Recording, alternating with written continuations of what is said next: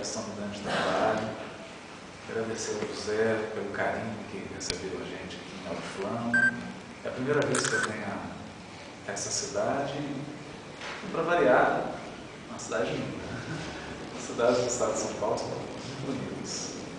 Dizer que para mim é um prazer muito grande. E hoje eu selecionei uma passagem do Evangelho para que a gente possa fazer uma reflexão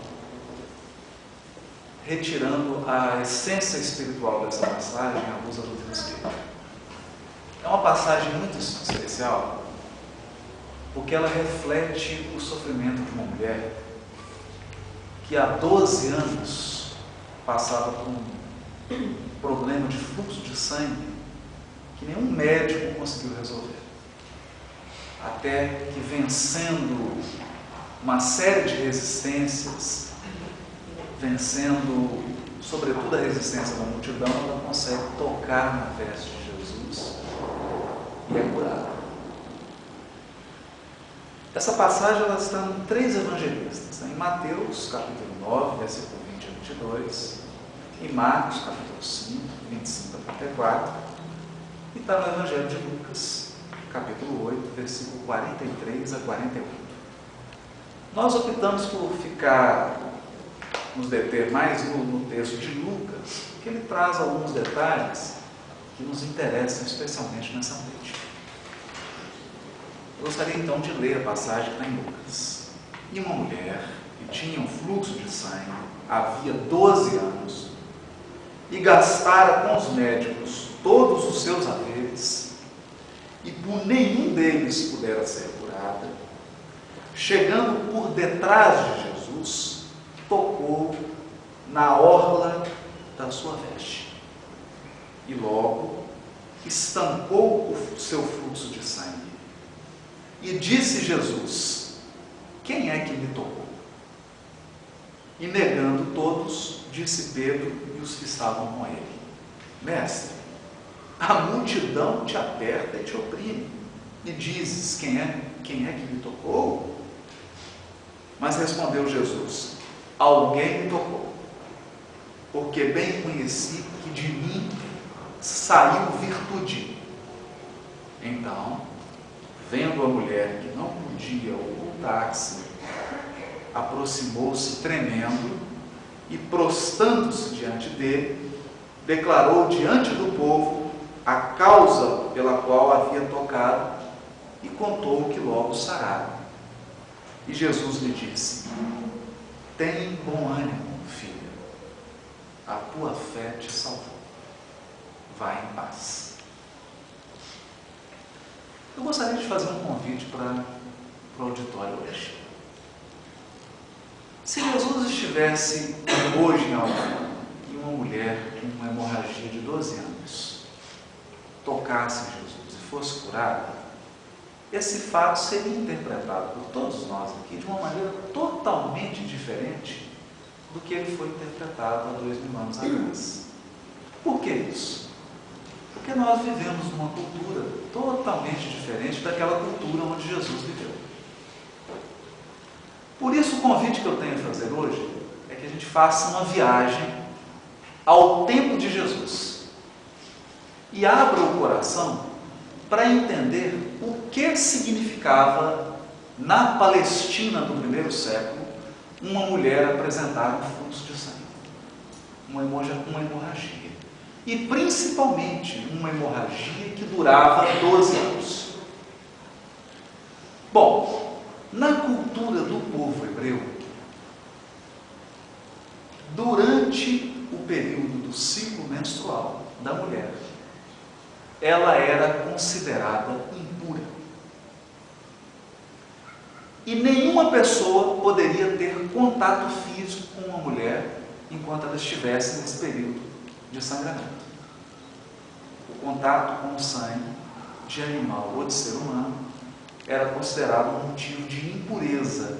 E a pessoa que tivesse esse contato precisava passar por um ritual de purificação. Onde que está isso?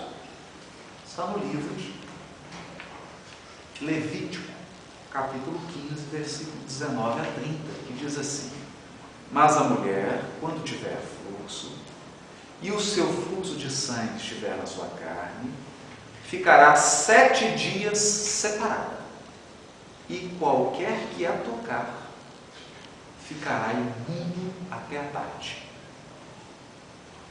Olha que interessante. E a pessoa que tivesse esse contato com a mulher que se tornava impura, precisava se apresentar ao sacerdote para que ele fizesse um ritual de purificação. E qual era o ritual de purificação? Está em Levítico, capítulo 10, versículo 10 a 14. O ritual era o seguinte. Desculpa, perdão. Estou lendo outro trecho aqui. Está no capítulo 15 ainda. Salvo se a pessoa não tivesse recurso, ela pegava 2 passarinhos. Esse passarinho, o sacerdote matava o passarinho, e o sangue do passarinho era colocado naquela bacia onde era feito o sacrifício. Depois de feito esse sacrifício, a pessoa que tocou na mulher era purificada. Por que eu estou trazendo esses fatos? Se uma mulher, pelo fato de estar menstruada, era considerada impura, vamos imaginar a situação dessa mulher que há 12 anos tinha uma hemorragia incurável. Vocês já imaginaram o sofrimento dessa mulher? Ninguém podia tocá-la. Ela era considerada uma criatura imunda, afastada. Vamos tentar imaginar a solidão dessa mulher. O que passava pelo coração e pela mente dela? Ela devia se enxergar como a criatura mais pecadora do mundo. Porque o que ela fez para enfrentar um sofrimento tão grande desse? Talvez familiares evitassem o toque. E mesmo assim, depois de um sofrimento tão longo, ela ainda encontrou forças para ir até Jesus. A multidão em torno de Jesus, que não permitia que ninguém se aproximasse. E mais, ela teve coragem de tocar Jesus. Olha, não poderia fazer isso. Porque qualquer pessoa que ela tocasse se tornava impura, segundo a cultura. Não podia tocar ninguém. A mulher com fluxo de sangue que tocasse alguém era punida pela cultura do povo hebreu. Ela, contrariando, teve coragem para isso, correndo o risco de ser punida, procurou Jesus e tocou na orla do vestido. Tocou na orla. Por isso que quando Jesus pergunta quem me tocou, e ela se apresenta, ela está tremendo, está com medo. Com medo que Jesus a repreendesse. Qual seria a interpretação de todas as pessoas que estavam acompanhando Jesus? Que pelo fato dela ter tocado Jesus, ela tinha tornado Jesus impuro. Olha que coisa interessante. Segundo as expectativas culturais dele. Mas é isso que nós vamos analisar hoje, tentando extrair o espírito da letra. Qual o significado disso tudo? Bom, antes de mais nada, uma vez entendida então a situação dessa mulher, agora a gente consegue avaliar o grau de sofrimento, o grau de solidão que essa mulher enfrentava, o preconceito religioso e cultural que estava marcando essa mulher. Quando ela toca Jesus, não é um toque qualquer. Não é um toque qualquer. Ela toca Jesus na orla do vestido, na beirada do vestido. E aqui merece um comentário especial, porque não é à toa que ela tocou na orla. Poderia ter tocado em outra parte da veste, e ela toca na orla. Segundo a tradição do povo judeu, o homem, na sua túnica, deveria ter bordado devia ter um bordado no final da veste. Esse bordado era chamado de orla. Como é que era feito esse bordado? Era feito com uma linha azul. Uma linha azul. Isso é um mandamento. Onde que está isso? Está no livro de Números, capítulo 15, versículo 38 a 41. Eu vou pedir permissão para ler, porque é muito interessante. Diz assim, naquela linguagem simbólica do Velho Testamento, como se Deus estivesse dando uma ordem para Moisés. Fala aos filhos de Israel e diz-lhes que na orla de suas vestes façam franjas pelas suas gerações, e nas franjas das bordas porão um cordão azul. E essa franja é para que vejais e vos lembreis de todos os mandamentos do Senhor, para que eles sejam cumpridos. Olha que interessante. O bordado na veste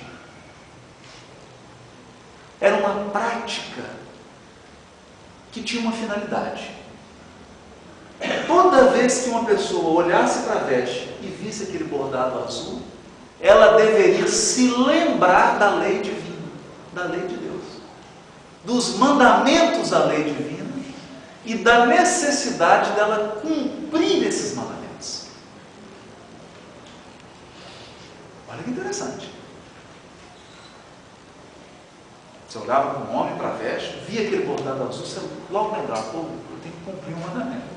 Se você tivesse esquecido, aquela franja era motivo de lembrança. E por que ela toca exatamente na franja?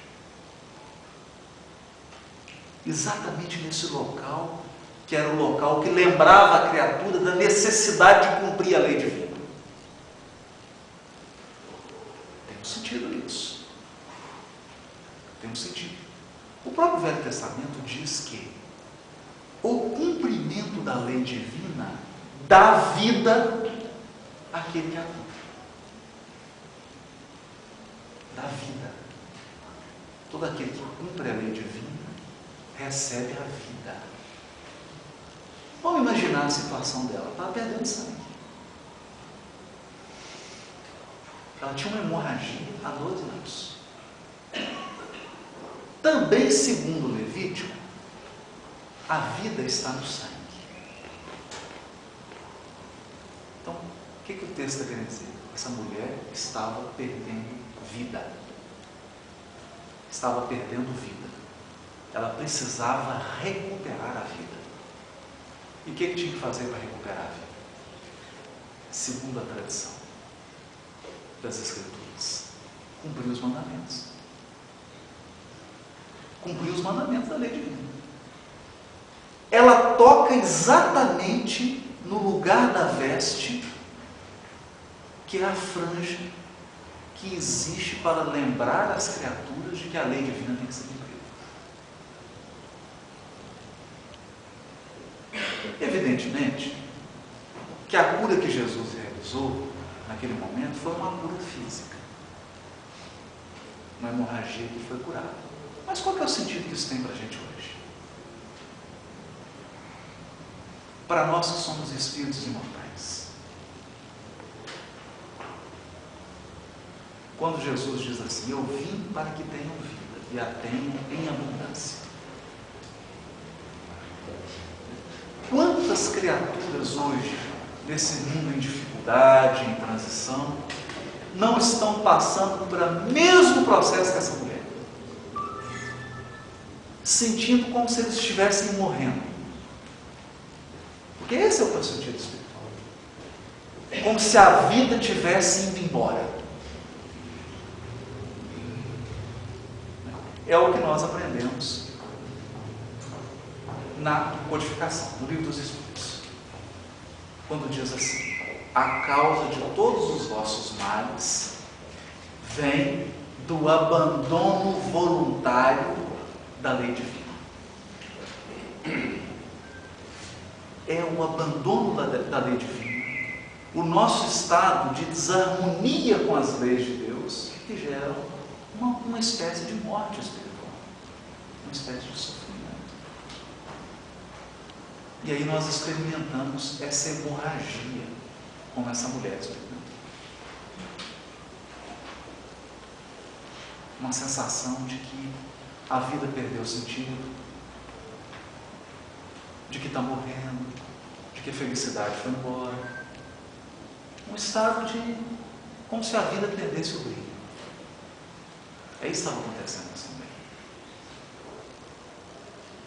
E o que ela deixa de exemplo para a gente é o que ela fez para se curar.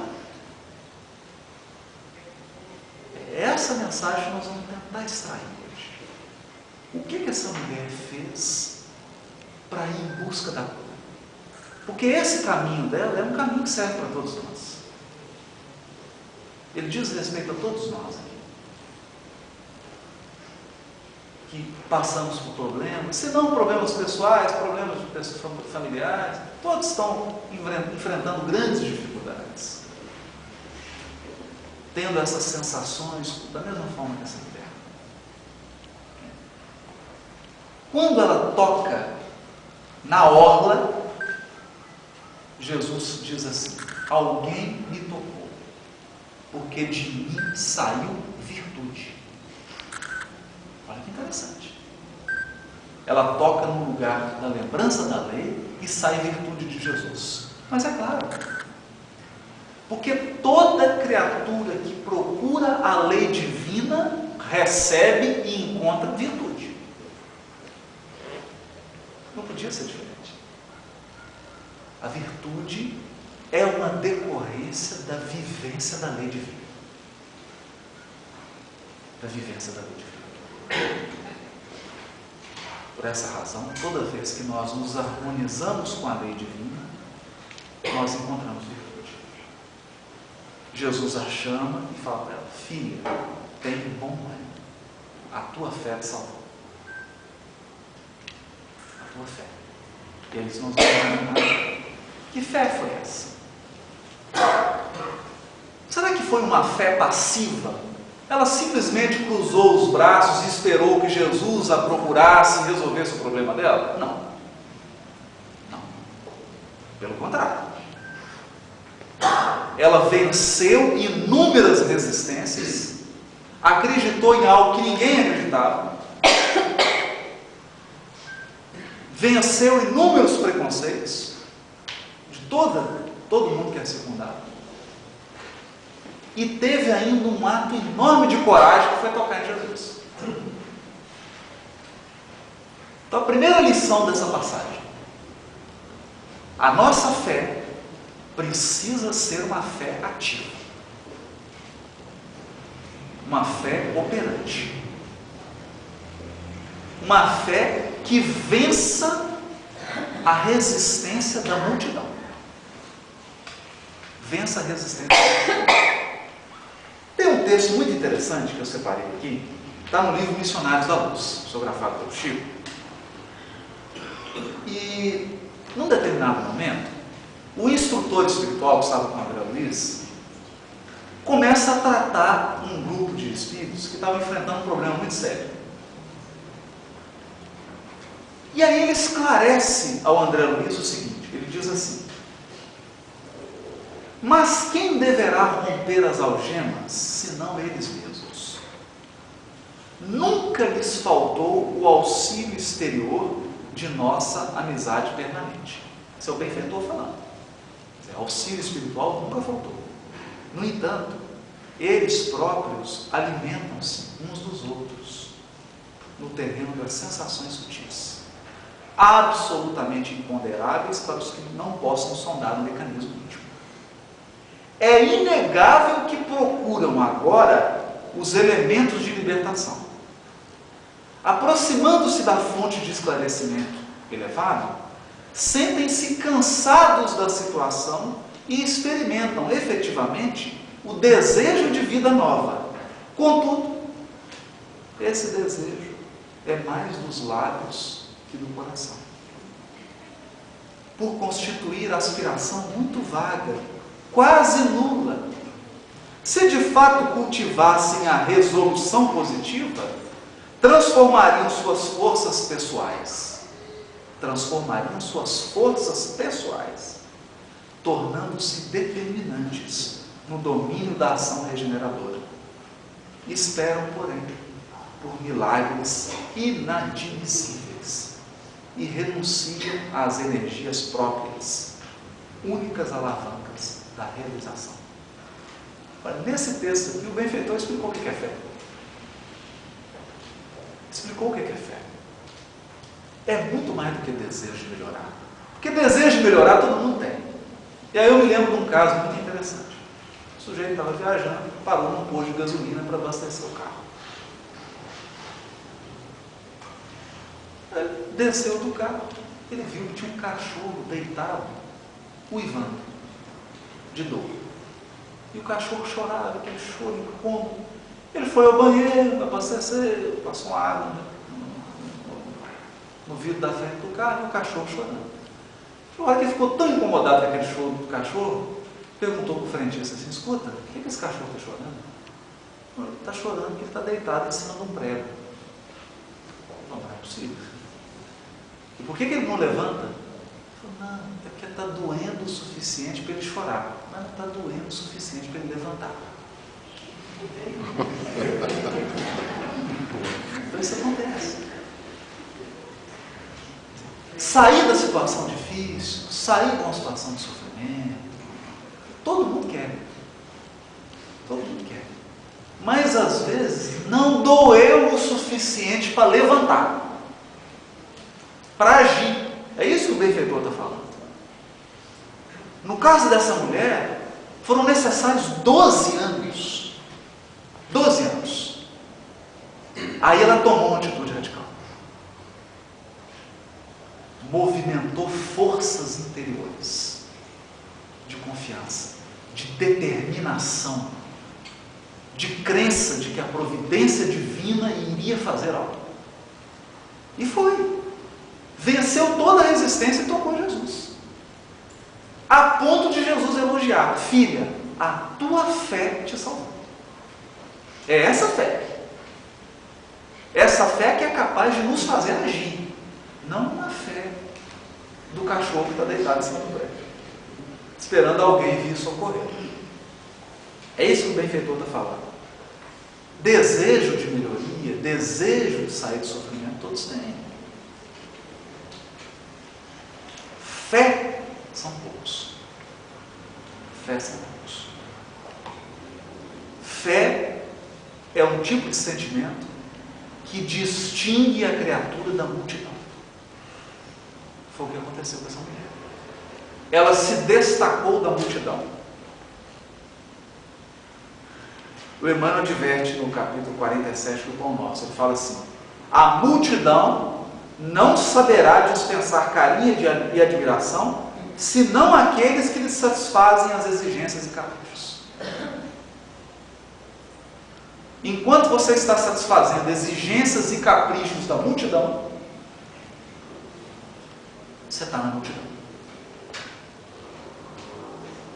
Apenas quando você age de uma maneira diferenciada, muitas vezes contrariando a multidão, você realmente inicia a sua jornada rumo ao Cristo. Uma jornada de ascensão espiritual. E isso é muito importante. Foi o que a mulher fez. Vencer essa rotina, vencer esse lugar comum, que transforma a quase maioria dos encarnados em criaturas que dão a impressão de que estão dormindo. Porque a maioria das criaturas, quando encarnam, quando estão no corpo de carne, dormem para as questões espirituais. Elas vivem uma espécie de sono que só vai ser despertado depois da morte. Mas aí já é um pouco tarde. Já é um pouco tarde. Então, para despertar desse sono, é necessário movimentar energias interiores, que Jesus chama de fé. Confiança.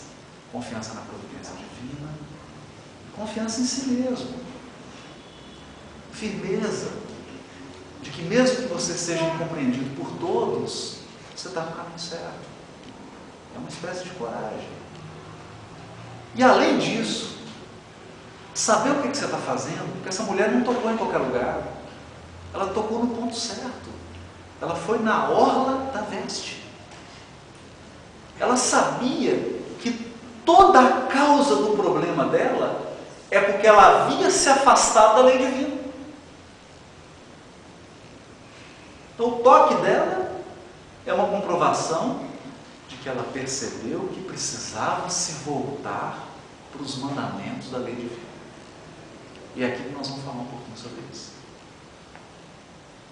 Nós vamos falar um pouquinho sobre isso. Na pergunta 312 do livro Consolador,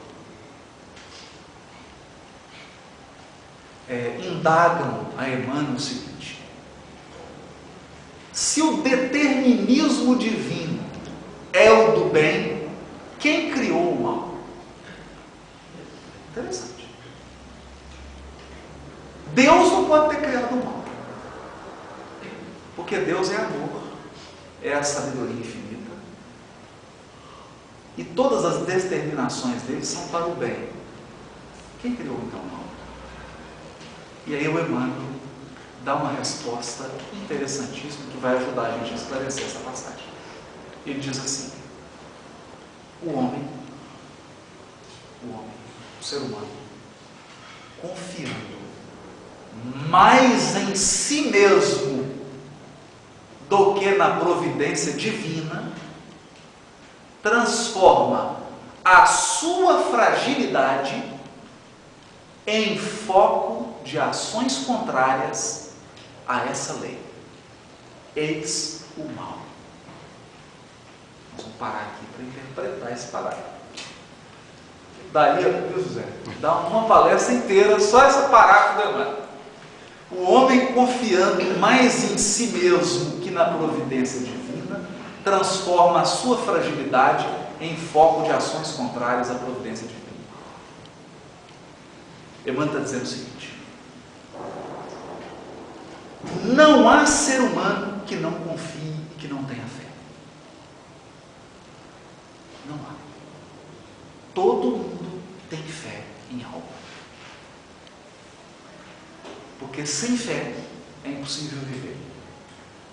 A questão é: onde você deposita a sua fé? Esse é o ponto. Você tem fé. Você entrou num ônibus, você confia. Se você não confiar, você não entra no ônibus. Você vai confiar a sua vida a um motorista que você nem conhece? Ou num avião, por exemplo? Sabe lá se o piloto está bem? Se ele acordou bem naquele dia? Se o avião está sem problema? Então, quando você entra no avião, é um ato de fé. Quando você come, se alimenta, é um ato de fé, porque você confia que seu estômago vai funcionar. Porque se não funcionar, todo mundo aqui sabe o que acontece. Então, a nossa vida é um ato contínuo de fé. Você precisa confiar. Se você não confiar, você vai passar por um cruzamento, o sinal está verde para você. Você tem que confiar que a pessoa vai respeitar o sinal vermelho. Se você não confiar, você não atravessa. Entende? A questão é: onde depositar a confiança? Temos duas opções: na providência divina ou apenas em si mesmo. Apenas em si mesmo. O homem confiando mais em si mesmo que na providência. Porque nós temos que confiar na gente, claro. Tem que ter autoconfiança, senão você não realiza nada. O problema não é esse. O problema é quando você confia mais em você mesmo que em Deus. Aí é um problema sério. E qual que é o problema? Quando a criatura confia mais em si mesmo do que em Deus, ela tira Deus do centro e coloca ela no centro.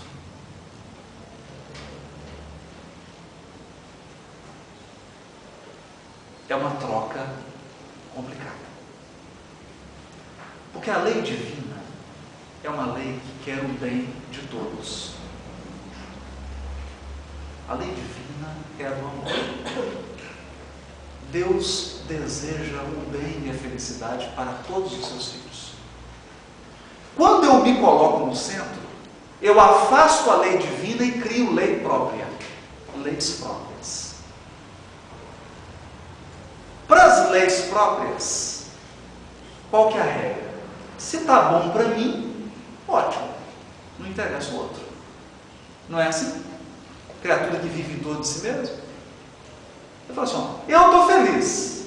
Se o outro está do meu lado, esse é o problema dele. Eu estando bem, o resto que se vive. Isso é o quê? Isso é egoísmo. E egoísmo é o quê? É o homem no centro.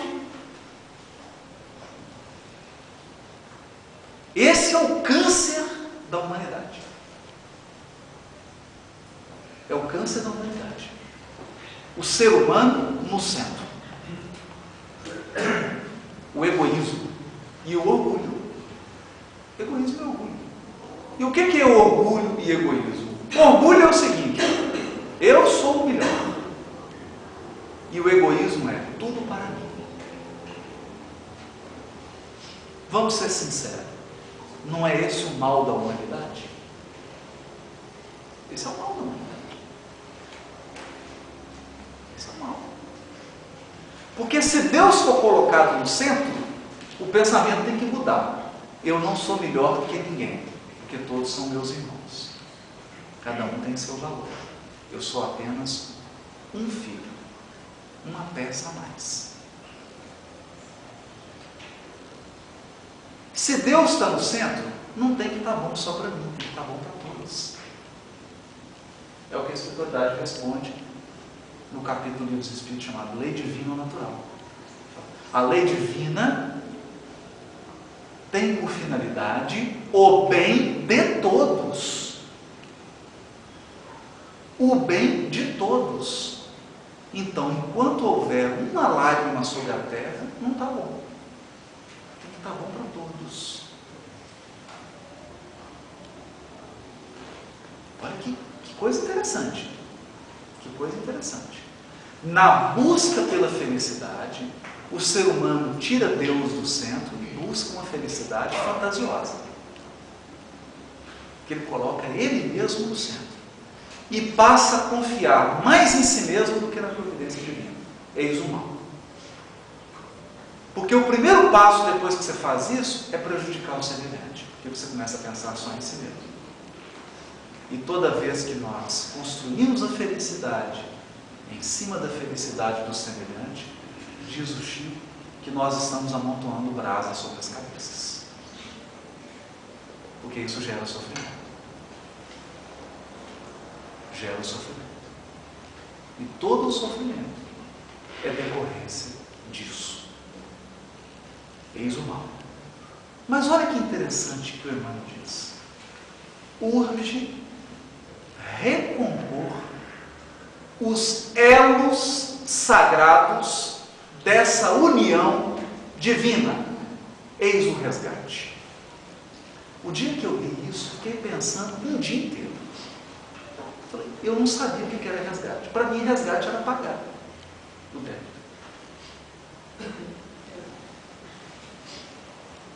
Resgate, vai pagar. Não é assim que a gente pensa? Mas não é isso que Emmanuel responde. Ele fala que resgate é recompor os elos da nossa união sagrada com Deus.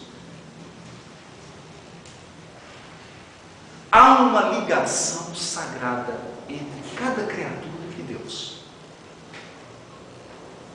Um laço eterno e sagrado. Nessa união divina, é preciso haver amor e respeito. Da parte de Deus, não há dúvida. Na parte de Deus, não há dúvida. Deus é um amor constante. Não está sujeito a mudança, nem a variação. A fidelidade a bondade de Deus e a justiça divina não falham. E da nossa parte? Da nossa parte é que é a falha. Somos nós que rompemos o laço com a providência divina quando deixamos de confiar mais na providência e passamos a confiar única e exclusivamente em nós mesmos. E queremos abandonar a lei divina para criar uma lei própria, estabelecendo um regime próprio de evolução. Aí surge o mal. Porque se eu crio uma lei própria, ela é boa para mim, ela pode não ser boa para o Claudinho. A lei divina é boa para todos. Então, quando eu troco a lei divina pela minha própria lei, eu estou trocando o ótimo por o mais ou menos. Estou trocando o ótimo, o perfeito, pelo imperfeito. Voltar-se para a lei divina é reatar os laços com Deus. E foi isso que essa mulher fez. Quando ela toca na orla de Jesus, simbolicamente, isso está querendo dizer o quê? Que ela está resgatando, ela está reatando os laços com Deus. E na hora que há o reatamento, na hora que esse laço se recompõe, o resultado é vida. Nós podemos comparar o seguinte: você pode viver de duas maneiras, confiando na providência divina ou confiando única e exclusivamente em você mesmo. Se você confia única e exclusivamente em você mesmo, você é um carro andando a 120 km por hora, mas a única gasolina é que está no tanque. Na hora que acabar não tem reposição, você vai parar. Você pode estar com o tanque cheio, está andando a 120 por hora, uma hora a gasolina vai acabar. Por quê? Porque não tem reposição. Você está por conta própria. Você está afastado da lei divina. Você está caminhando com suas próprias forças. Você pode ir longe, mas uma hora você vai parar. E a parada é dolorosa.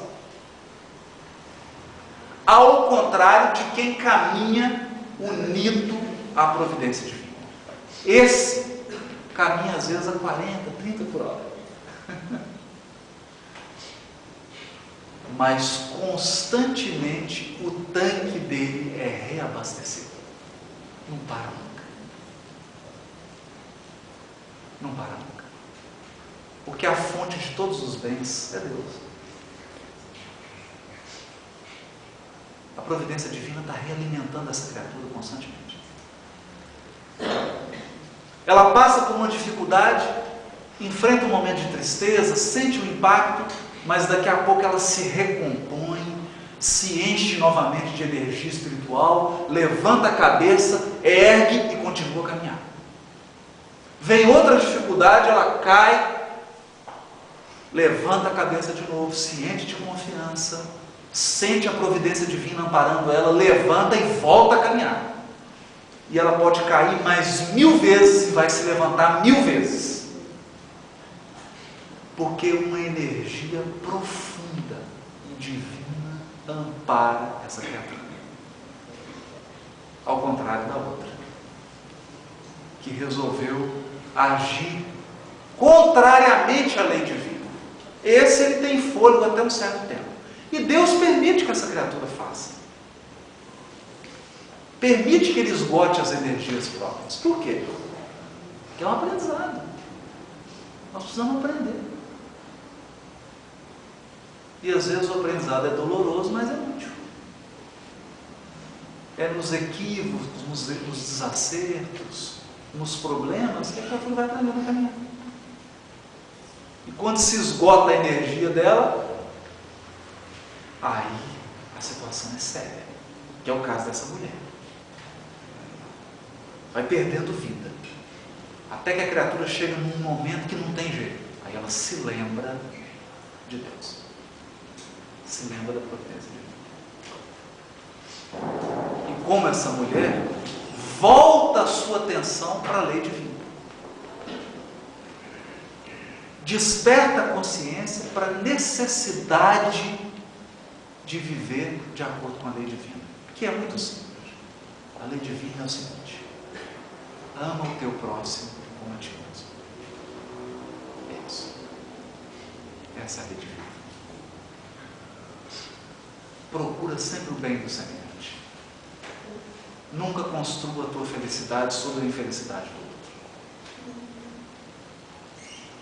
Quando se constrói nessas bases, o edifício é inabalável. Ele pode sofrer ataques, sofre chuva, temporada, ventania, como qualquer outro edifício. Porque também é impossível uma criatura viver sobre a terra sem passar por dificuldades e sofrimentos. É impossível.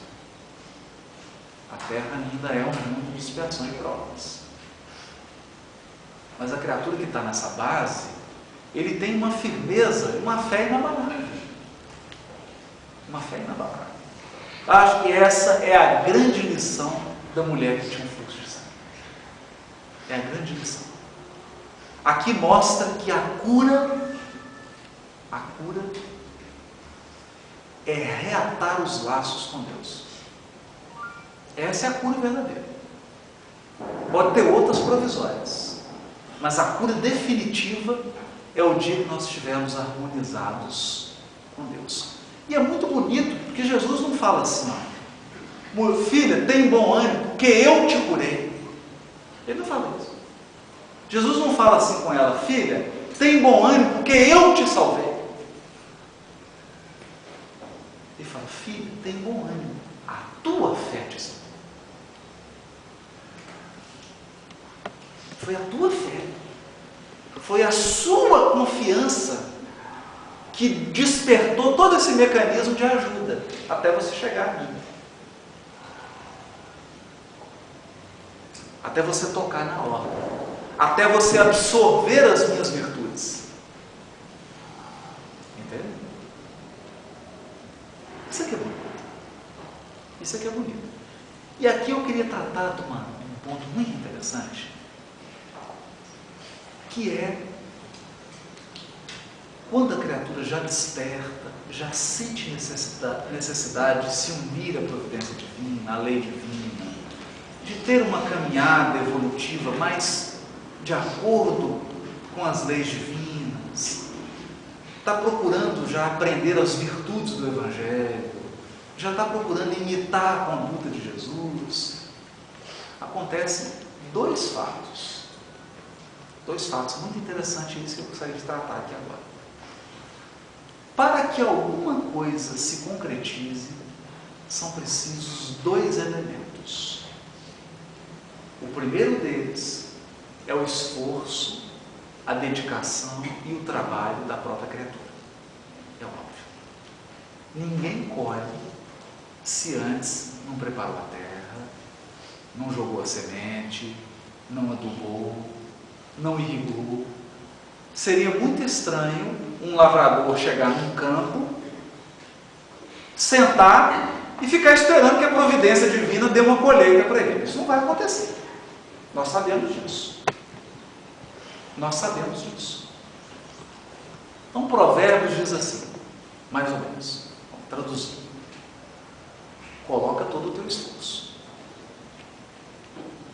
Em tudo que nós formos fazer, é preciso colocar todo o nosso esforço, toda a nossa dedicação e todo o nosso potencial. Isso é importante. Se fôssemos agricultores, seria assim: ara a terra com todo cuidado, com toda a ciência, com toda a técnica, escolhe bem a semente, semeia de forma correta, aduba a terra, irriga o campo, faz tudo o que você tem que fazer. Mas eu pergunto: a colheita depende disso? Não. Todo agricultor sabe que ele pode ter feito tudo certo e a colheita dá errado. Querem ver? Pode vir uma tempestade e arrasar o campo. Pode vir uma geada e arrasar com tudo. Pode vir uma praga e destruir toda a plantação. Toda colheita depende não só do esforço humano, mas também de um outro componente. E esse outro componente é a ação da providência divina. A ação da providência divina. Se nós devemos colocar todo o esforço e usar todo o nosso potencial em todas as situações, é porque não pode haver falha por falta de esforço nosso. Esse é o segredo. Temos que colocar o máximo de esforço. Uma vez colocado o máximo de esforço, aguardar a resposta da providência divina. Por isso que Paulo fala assim: eu plantei, Apolo regou, mas Deus vê o crescimento.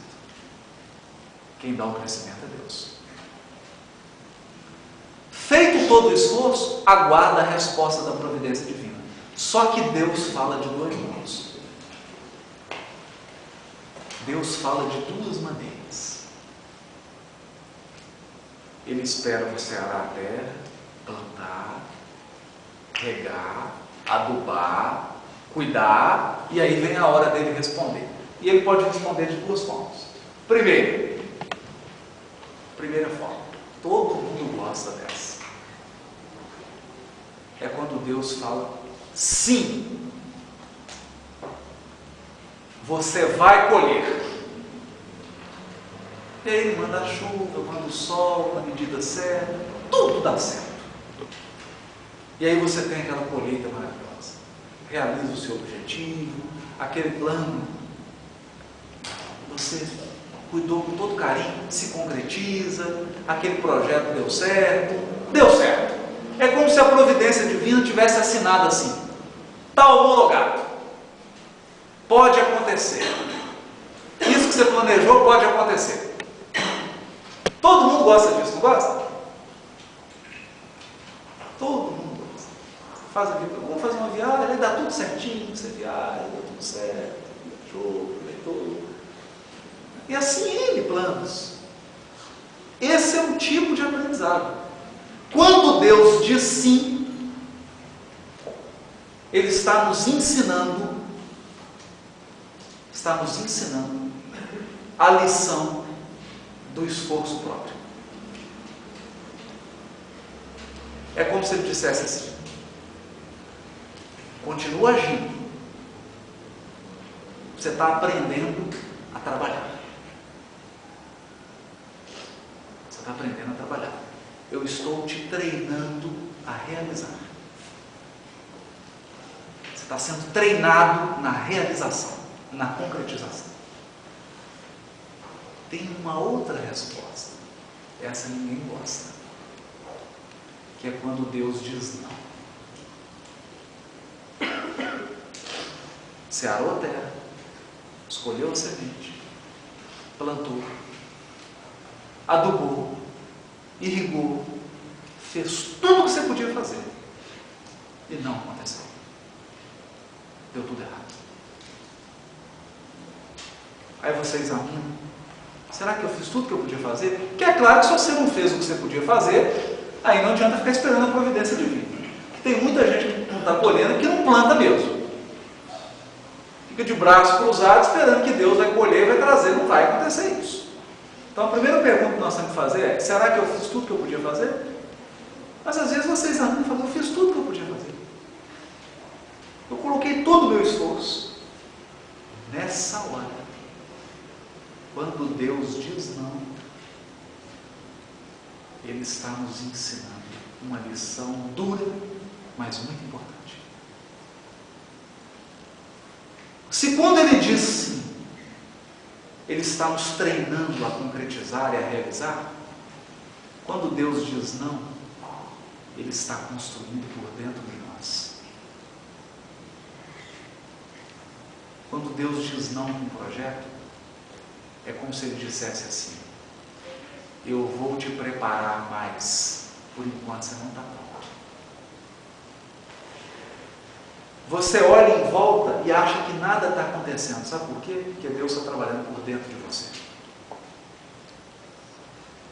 Ele está operando por dentro. E essa é uma lição dolorosa. Geralmente, quando Deus opera por dentro, é quando você está numa cama doente, é quando você passa por uma perda,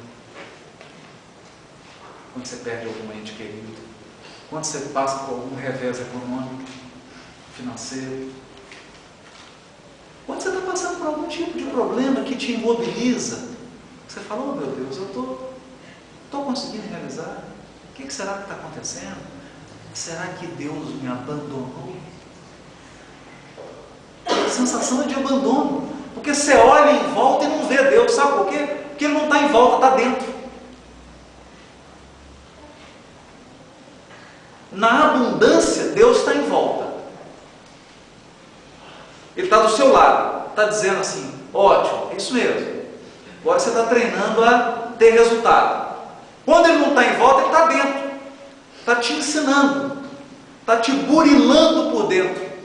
E essa é a lição que a maioria das criaturas não gosta de ter. É a maioria da lição, a maioria das lições,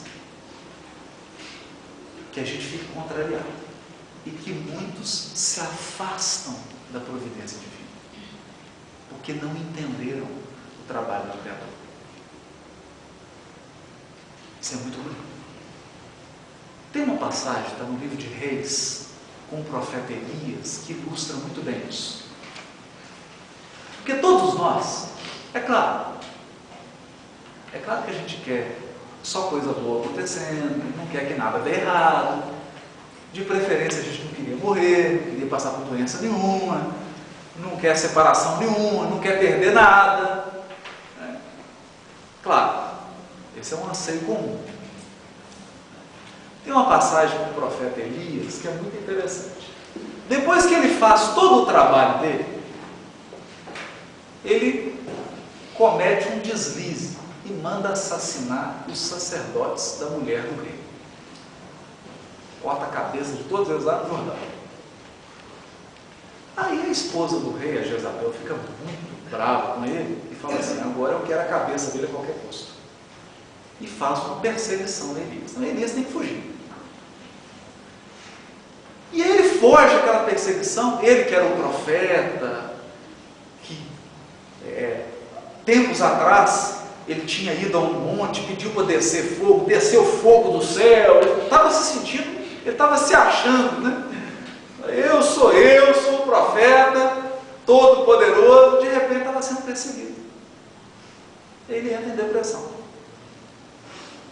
Porque quando Deus diz sim, a gente fica todo alegre. Quando Deus diz não, aí o Elias não deu conta do não de Deus. Sentou debaixo de uma árvore e ficou deprimido. Não queria comer. Aí diz o texto assim, muito interessante: os anjos traziam comida para ele. Ele falou: come, Elias. Ele não queria comer, estava deprimido.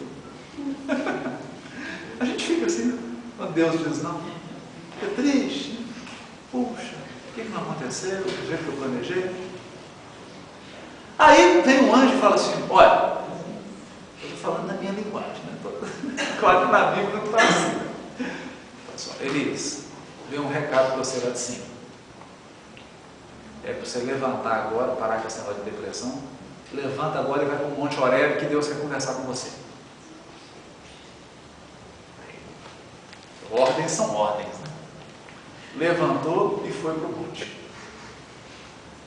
Chegou lá no monte, entrou numa caverna lá e ficou esperando. Aí o texto diz assim, olha que bonito: e deu uma ventania enorme que arrancava a árvore, balançava tudo, e falou assim: Deus chegou. É agora, Deus chegou. Chega na ponta da caverna, é Deus, essa ventania, essa barulheira toda. Aí o texto fala assim: mas Deus não estava na ventania. Voltou todo decepcionado. Aí fala que começa a ter relâmpago, e relâmpago lá, e trovoada, e falou assim: agora é Deus. Não veio no vento, mas veio no relâmpago. E aí o texto fala assim: mas Deus não estava nos relâmpagos. E aí ele volta a dizer: se Deus não vem, ele falou que ia vir. Aí começa a tremer a terra, dá um terremoto. Começa a tremer tudo, a caverna, a terra inteira. Ele fala: agora é Deus. Ele fala assim: mas Deus não estava no terremoto. Mas Deus não vem. Mas aí o texto diz assim: soprou uma brisa suave. Olha só, nem relâmpago, nem terremoto, nem ventania, nada de estardalhaço, nada de barulho, uma brisa suave. E uma voz suave diz para ele assim: Elias, sai para fora. Deus deu suave. O que está acontecendo? Quase. Tá, Jezabel me perseguindo, disse que é a minha cabeça. Eu estou moído. Vai querer me matar. Se ela me matar, não vai ter ninguém mais para dar continuidade ao teu trabalho. Quem que vai fazer o teu trabalho? Se me matar? Deus fala assim: Elias, olha só, passa o teu trabalho para Eliseu, porque você vai sair de cena mesmo. O seu trabalho acabou. Eu vou te levar embora. Acabou. Você vai passar por Eliseu, vai nomear rei Ageu, é um dos reis que eu escolhi, e você está achando que não tem ninguém para continuar seu trabalho? Eu já separei 7.000 homens para fazer meu trabalho. 7.000. Mas depois que eu li isso, é muito engraçado. Engraçado para mim que estou fora, né? Isso é muito triste por Elias, né? Mas para a gente que está de fora é engraçado. Eu fiquei pensando assim: como que o Elias não viu que Deus estava preparando 7.000 pessoas para continuar o trabalho? Como que ele não viu? Sabe por quê que ele não viu? Porque quando Deus diz não, Ele está operando em silêncio. Ele está agindo em silêncio, devagarinho. E quando Ele age devagarinho, a maioria das criaturas não percebe que Ele está agindo. Nós estamos mal acostumados. A gente só escuta Deus quando Ele vem com relâmpago, tremor, ventania, só quando vem resultado externo. Mas muitas vezes Deus opera em silêncio. Muitas vezes a solução de um grande problema que nós estamos enfrentando está sendo articulada pela providência divina sem que a gente se dê conta. A solução está sendo preparada sem que você perceba. Por quê? Diz Humberto de Campos no livro Boa Nova: porque Deus age em silêncio e não concorre com a vaidade das criaturas. Deus opera em silêncio e não concorre com a vaidade das criaturas. Nós somos vaidosos.